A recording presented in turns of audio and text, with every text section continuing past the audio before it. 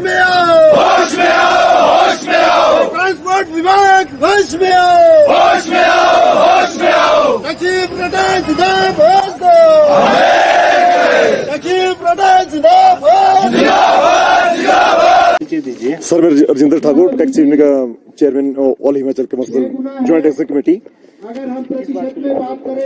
Sir देखिए, हमारा जो टैक्स है, गाड़ियों का टैक्स है, वो 1350 रुपए था और इसका इन्होंने कर दिया कि इसका 1385 था 8000 रुपए टैक्स। तो सर ये बहुत ज्यादा है और सरकार बोलती है कि इन्होंने कोई आपत्तिजनक निगरानी नहीं। तो 2/11/2023 को हमने बाई पोस्ट दिए सर, ये बाई पोस्ट की रसीद है। ये हमने ट्रांसपोर्ट मिनिस्टर को भी और अपने प्रधान निर्देशकों को भी, इनको भी हमने बाई पोस्ट लेटर भेजे हुए और पूरे प्रदेश हिमाचल प्रदेश टैक्सी यूनियन के अपने अपने डिस्ट्रिक्ट में हर आदमी ने कोई किसी को दिया हुआ है और सरकार बोलती है हमारे को कोई आपत्तिजनक नहीं की। और टैक्स सर बहुत ही आपत्तिजनक है।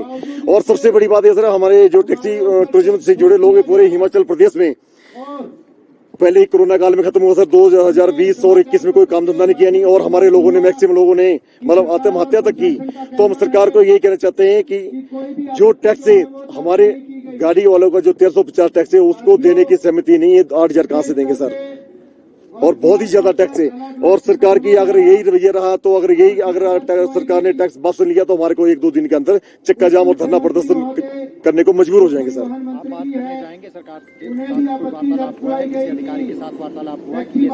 अभी सर हमारे से किसी बार मतलब नहीं हुआ सर, और अभी हम ट्रैक्टर साहब के पास जाएंगे और इसके बारे में बात रखेंगे कि हमारे जो बाई पोस्ट आपको लेटर भेजे हो तो आप कैसे इसको टैक्स को इम्प्लीमेंट कर रहे हैं। और सर अपना 3 तारीख को अपने प्रधान सचिव ट्रांसपोर्ट के, उनकी खुद की प्रेस कॉन्फ्रेंस है, मैं दिखाता हूँ सर। उन्होंने खुद बोला उसमें कि हमने कोई भी टैक्स आप लोगों से नहीं बढ़ाया है। ये सर 3 तारीख की उनकी प्रेस कॉन्फ्रेंस है, उन्होंने बोला कि हमने कोई भी टैक्सी विभाग, टैक्सी वालों को, ट्रांसपोर्टरों को कोई भी टैक्स नहीं बढ़ाया। जो बढ़ाया था वो हमने वापस ले लिया है। देखिए सर, ये तानाशाही है। बाहर के लोगों को आके, जो बाहर के लोग हिमाचल में आ रहे हैं उनको टैक्स माफ कर दिया और जो हिमाचल में यहाँ पर हम लोग काम कर रहे हैं और हम सरकार से कोई काम धंधा नहीं मांगते। हम हमारे लोग सवेरे आते हैं, अपना काम धंधा करते हैं, गवर्नमेंट को टैक्स देते हैं। टैक्स था और अब कितना हो गया? क्या पर मंथ है ये टैक्स या एनम है? पर एनम है किस तरीके से सालाना है? कहते ये सर सालाना हमारा 1350 टैक्स था जो 4 सीटर गाड़ी का, इन्होंने कर दिया 8000 टैक्स सालाना। तो सर ये सरासर गलत है। अब हमारी गाड़ी अगर 500 का करेंगे किराया लेते तो 3000 थोड़ा लेंगे सर, 6 गुना थोड़ा बढ़ता नहीं। हम बोलते 150 अगर बढ़ता तो बढ़ा दो, कोई परसेंटेज होती है। अब ये थोड़ी 350 सीधे आप लोग 8000 कर रहे हैं, ये बहुत ही गलत है। और इसके लिए हम, अगर सरकार हमारी बातें नहीं मानती है तो हम एक आधे दिन में पूरे प्रदेश में बैठ के बैठक करेंगे और चक्का जाम और धरना प्रदर्शन करेंगे और जिससे सरकार को बहुत ज्यादा नुकसान होगा। और टूरिज्म जितना भी होगा, टूरिज्म पहले ही काम नहीं चल रहा नहीं और ज्यादा नुकसान होने का मजबूर। देखिए, ये आपको बताऊं कि जो गाड़ियों पर टैक्स लगा जाते हैं उनकी कैटेगरी का उल्लेख Himachal Pradesh motor vehicle taxation act 1972 की धारा 3 टोकन टैक्स व धारा 3A स्पेशल रोड टैक्स के तहत शेड्यूल में उल्लेखित करना आवश्यक होता है। अब ये मैं आपको बताऊं कि अंतिम बार वर्ष 2006 में शेड्यूल को अपडेट किया गया था और उसमें 2 श्रेणियां हमारी टैक्स की परिधि से बाहर थी, जिसमें एक वैनिटी वैन है और दूसरी contract carriage under agreement in Himachal Pradesh. तो ये 2 कैटेगरीज पर क्योंकि 1 नवंबर के महीने में टैक्स स्ट्रक्चर में इसको इंक्लूड किया जाना प्रस्तावित था, तो इसलिए शेड्यूल में इसका उल्लेख करने के लिए इसको रिवाइज जो है वो नोटिफाई किया गया है। और रही टैक्स स्ट्रक्चर में बदलाव की बात, तो उसमें मैं यहाँ स्पष्ट कर दूं कि उसमें कोई भी बदलाव नहीं है और 1/11/2023 को जो रेट निर्धारित हुए थे वही रेट एप्लीकेबल है, उसमें कोई चेंज नहीं है। और ये बात हमने टैक्सी ऑपरेटर्स के लोगों को भी बताई थी। मुझे लगता है कि ये, क्योंकि किसी भी व्यक्ति ने इस ऑफिस से, न मुझसे, न मेरे किसी अधिकारी से, न ही हमारी शाखा में कोई बातचीत करके इसको जानने का प्रयास किया कि ये वास्तव में है क्या, तो मुझे ऐसा प्रतीत होता है कि ये जो शायद लोगों को इसमें कोई कंफ्यूजन हुआ, लेकिन उसमें तो मेरा आग्रह, मैंने प्रातःकाल भी जब मैं आया तो मैंने उनसे ये बताया भी उनको कि कोई चेंज नहीं है, बट वो फिर मुझे मालूम नहीं कि वो किस लिए जो है वो अपनी नारेबाजी कर रहे हैं।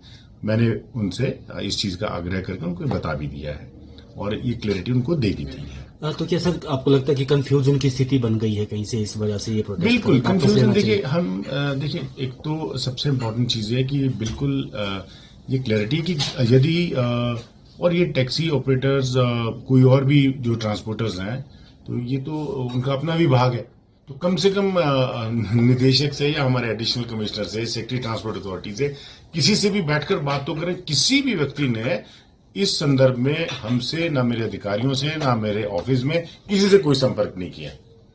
और हालांकि कुछ अखबारों में यही पढ़ने में आया कि इस तरह से कोई घेराव करना है, टैक्स स्ट्रक्चर चेंज हो गया है, तो ऐसी कोई बात नहीं है। ये बहुत बड़ी गलतफहमी हुई है। तो अभी भी कोई भी हमारे पास आएगा तो इसकी हम गलतफहमी उनकी दूर करेंगे। और बहुत अच्छे तरीके से हमारे ट्रांसपोर्टर्स काम करते हैं और उनकी जो भी समस्याएं आती हैं हम कोशिश करते हैं उसका निवारण कर सकें। ये हमारा एक ट्रांसपोर्ट डिपार्टमेंट है और ये हमारे एक परिवार का भाग है, तो इनकी जो भी समस्या होती है उसको हम करने की पूरी प्रयास करते हैं जी।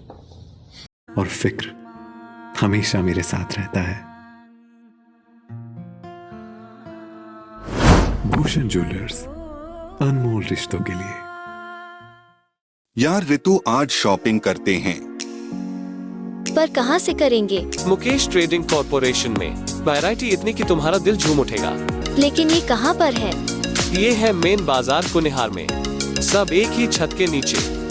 अब इधर उधर क्यों जाना जब अपने शहर में सब कुछ मिल रहा है, वो भी बढ़िया और अपने बजट में। तो चलते हैं शॉपिंग करने मुकेश ट्रेडिंग कॉर्पोरेशन में। तो सुना आपने, आज ही आइए अपने शोरूम में। मुकेश ट्रेडिंग कॉर्पोरेशन में सस्ती खरीदारी करके लाभ उठाएं। एक बार सेवा का मौका दें।